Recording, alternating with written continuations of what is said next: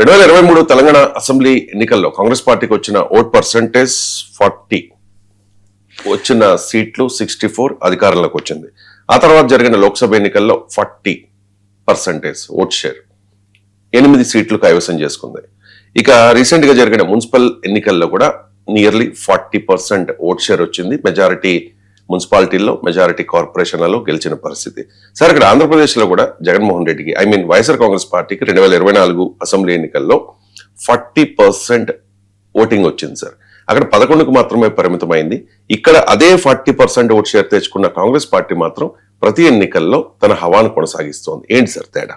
అంటే fundamental difference ఏంటంటే, మన దేశంలో ఎలక్షన్స్ ఓటింగ్ ఆధారంగా సీట్లు ఉండవు. దీన్నే ప్రపోర్షనల్ రిప్రజెంటేషన్, దామాషా పద్ధతి అంటారు. ప్రపంచంలో కొన్ని దేశాల్లో పూర్తి స్థాయిలో దామాషా పద్ధతి ఉన్నాయి, కొన్ని స్థాయిలో 2 రకాలుగా ఉన్నాయి. ఇప్పుడు నేపాల్ ఉందనుకోండి, మనలాగా ప్రత్యక్ష ఎన్నికల ద్వారా సీట్లు ఫిల్ చేస్తారు, పార్టీలకు వచ్చిన ఓటింగ్ ఆధారంగా కూడా సీట్లు ఫిల్ చేస్తారు. కానీ మన దేశంలో ఉన్నది కాస్త ఫస్ట్ పాస్ట్ పోస్ట్ సిస్టమ్. ఎవరికి ఎక్కువ ఓట్లు వస్తే వాళ్ళు గెలుస్తారు. కాన్స్టిట్యున్సీలో ఒక కాన్స్టిట్యున్సీలో 1,00,000 ఓట్లతో గెలవచ్చు, ఇంకో కాన్స్టిట్యూన్సీలో 10 ఓట్లతో ఓడిపోవచ్చు కూడా. సో అందువల్ల మన దేశంలో ఓటింగ్కు సీట్లకు కన్వర్షన్ రేట్ సంబంధమే ఉండదు. మీకు ఆంధ్రప్రదేశ్లో మీరు అన్నది ఇప్పుడే కాదు, 2019లో టీడీపీ ఓడిపోయినప్పుడు కూడా 40% ఓటింగ్ వచ్చింది. వాళ్ళకు 23 సీట్లు వచ్చాయి. ఇటీవల 2024 ఎన్నికల్లో కూడా 40% ఓటింగ్ వచ్చింది. మీకు వైఎస్ఆర్ కాంగ్రెస్ 11 సీట్లే వచ్చాయి.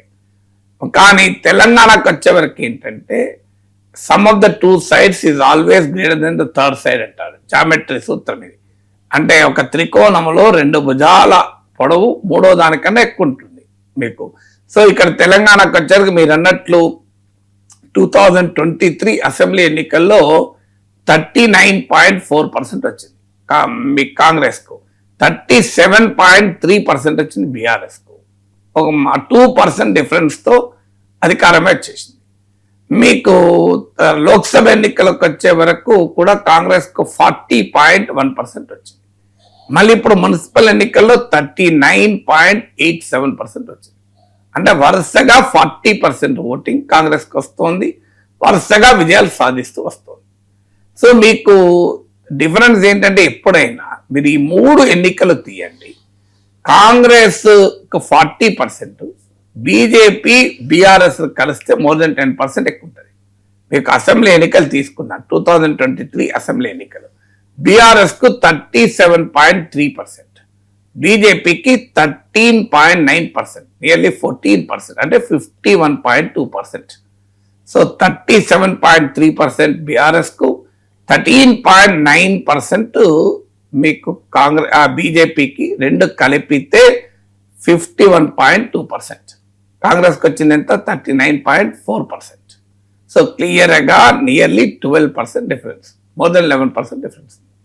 ఇక లోక్సభ ఎన్నికలు తీసుకుందాం, కాంగ్రెస్కి వచ్చింది 40.1%, బీఆర్ఎస్కి వచ్చింది 16.7%, మీకు 34.9 అరౌండ్ 35% మీకు బీజేపీకి వచ్చింది. 2 కలిపితే అరౌండ్ సేమ్ 51 to 52%, సేమ్ మళ్ళీ అరౌండ్ 11% 12% మధ్య తేడా.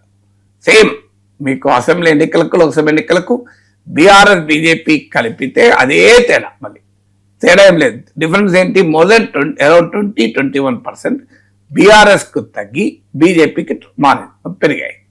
ఇక ఇది ప్రజెంట్ మున్సిపల్ ఎలక్షన్ తీసుకోండి, కాంగ్రెస్ కు 39.87%, బీఆర్ఎస్ కు 28.76%, బీజేపీకి 15.68%. మళ్ళీ 2 కలపండి 44-45% ఉంటుంది. ఎందుకు మరి ఇక్కడ తేడా ఎందుకుంది? 51-52% ఉండేది కాస్త అంటే ఇతరులు అనే వాళ్ళు వచ్చారు. మున్సిపల్ ఎన్నికలు గనక ప్రతి వార్డులో ఎన్నికలు జరుగుతాయి గనక మీకు ఎమ్మెల్యే ఎన్నికలేమో 119 ఉంటాయి, ఇక్కడేమో 100లలో ఉంటాయి వార్డులని. ఇక్కడ ఇండిపెండెంట్ల సంఖ్య ఎక్కువ ఉంటుంది కనుక ఇండిపెండెంట్లకు 8.3% వచ్చింది.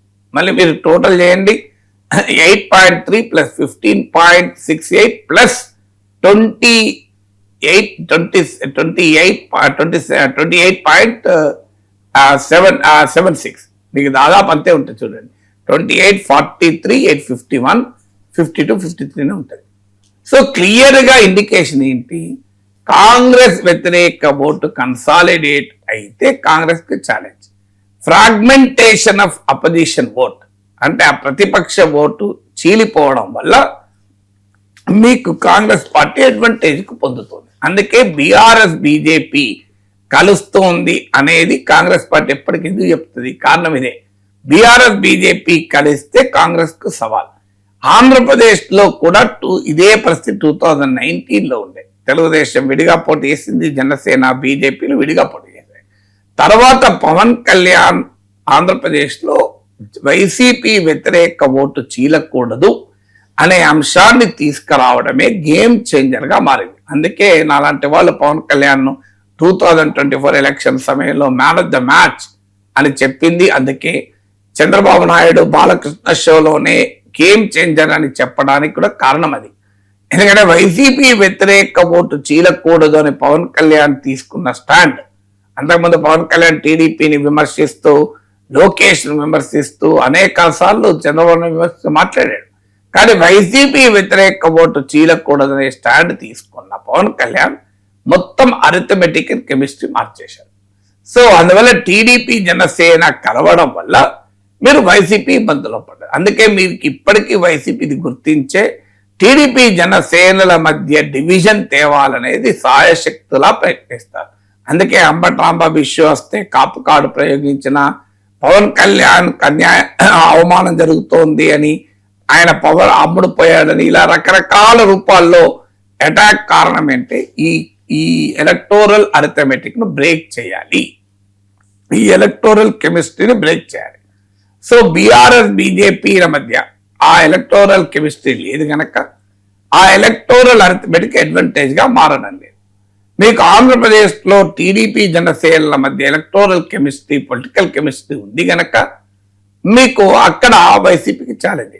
అందువల్ల అల్టిమేట్ గా బీఆర్ఎస్ బీజేపీ కలిస్తే కాంగ్రెస్ కు సవాల్ వస్తాయి. ఆ పాసిబిలిటీని కూడా కొట్టిపారేలేము. ఎందుకంటే బీఆర్ఎస్ కు క్లియర్ గా ఓటింగ్ పెరగడం లేదు. అసెంబ్లీ ఎన్నికల్లో 37.3%, లోక్సభ ఎలక్షన్స్ లో మీకు 17%, 16.7%, మళ్ళీ ఇప్పుడు మున్సిపల్ ఎన్నికల్లో 27.86%. క్లియర్ గా అసెంబ్లీ ఎన్నికల ఓటింగ్ నే నిలబెట్టుకోవడం కష్టమవుతుంది. మీకు అసెంబ్లీ ఎన్నికల్లో కాంగ్రెస్ కు బీఆర్ఎస్ కు 2% తేడా ఉంటే ఇప్పుడు మున్సిపల్ ఎన్నికల్లో 11% తేడా ఉంది. అందువల్ల బీఆర్ఎస్ తన ఓటు నిలబెట్టుకోలేకపోతుంది, కాంగ్రెస్ తన ఓటు నిలబెట్టుకుంటుంది. బీజేపీ ఎన్ని చేసినా పూరిలాగా పొంగుతోంది కానీ మళ్ళీ పడిపోతుంది. మీకు 14% అసెంబ్లీ ఎన్నికలు వస్తే 35% వరకు పెంచుకోగలిగింది లోక్సభ ఎన్నికలు. 21% పెరిగింది కానీ ఏం నిలబడదా. మళ్ళీ ఎక్కడికి వచ్చింది? మళ్ళీ బిలో 16% పడిపోయింది. మళ్ళీ ఎక్కడ ఉన్నాం అంటే అక్కడే ఉన్నాం. అందువల్ల బీజేపీకి అర్థమవుతుంది మనం సొంతగా బీఆర్ఎస్ ను మించి, బీఆర్ఎస్ వీకెన్ అయిపోయి బీఆర్ఎస్ దెబ్బతిని తామే ప్రధాన ప్రతిపక్షం అవుతామని కలలు కంటోంది. కానీ అది ఆచరణలో కనిపించడం లేదు. కవిత వెళ్ళిపోయినా, ఎవరు వెళ్ళిపోయినా బీఆర్ఎస్ ఆ రకంగా క్షీణించడం లేదు. బీఆర్ఎస్ అర్థమవుతుంది తానే స్వయంగా ఓట్లు పెంచుకొని కాంగ్రెస్ సంగతి తేల్చలేకపోతున్నారు 2 ఏళ్ళు అయిపోయినా. సో ఇంకా 3 ఏళ్ల వరకు ఇదే రాజకీయ పరిస్థితి ఉంటే కాంగ్రెస్ ను ఓడించడానికి పవన్ కళ్యాణ్ సిద్ధాంతం రావచ్చు తెలంగాణలో కూడా. సో కాంగ్రెస్ వ్యతిరేక ఓటు చీలకూడదు అనే లక్ష్యాన్ని మేము పెట్టుకున్నామంటూ బీజేపీ బీఆర్ఎస్ లు కాంగ్రెస్ వ్యతిరేక ఓటు చీలకూడదు అనే లాజిక్ పట్టుకొచ్చి ఏకమైన ఆశ్చర్యపడసం లేదు. అందువల్ల తెలంగాణలో పవన్ కళ్యాణ్ సిద్ధాంతం తెలంగాణలో రావచ్చు. అది బీఆర్ఎస్ బీజేపీలు ఈ వాదన పెట్టవచ్చు. ఎందుకంటే మన రాజకీయాల్లో ఏముంది, ఎవరితోనే కలుస్తారు. టీడీపీ బీజేపీ ఎంత అసలు ఎట్టి పట్ల కలవ అని చెప్పలేదా? మళ్ళీ కలవలేదు election time. So Pawan Kalyan Lokesh ను విమర్శించిన వీడియోలు ఇప్పటికీ ఉన్నాయి కదా, చంద్రబాబు నాయుడు విమర్శించిన వీడియోలు ఉన్నాయి, అమరావతి భూసేకరణ పైన వ్యక్తం చేసిన అభ్యంతరాలు ఉన్నాయి, అవన్నీ మీకు వీడియోలు కూడా ఇప్పటికీ ఉన్నాయి. పవన్ కళ్యాణ్ విమర్శిస్తూ టీడీపీ చేసిన ఉపన్యాసాలు వీడియోలు కూడా ఉన్నాయి. అయినా మరి గెలిచారు కదా. ఇప్పుడు కూడా ఏమవుతుంది, మీకు కాంగ్రెస్ ముక్త భారత్ సాధించడం కొరకు మేము కలుస్తున్నామని బీజేపీ చెప్తుంది. కేసీఆర్ కి అయితే చాలా ఈజీ మెథడ్. మీకు తెలంగాణ కోసం కుష్ఠవ్యాధినైనా కౌగలించుకుంటాం, గొంగలి పురుగునైనా ముద్దు పెట్టుకుంటామని కేసీఆర్ కి అయితే డెఫినెట్ గా ఒక డైలాగే ఉంది. తెలంగాణ విశాల ప్రయోజనాల కొరకు మేము ఏవైనా చేస్తామని వాళ్ళు అంటారు. సో ఆ పాసిబిలిటీ మనం కొట్టిపారలేము. తెలంగాణలో పవన్ ఫినామినా వచ్చే అవకాశం ఉంది.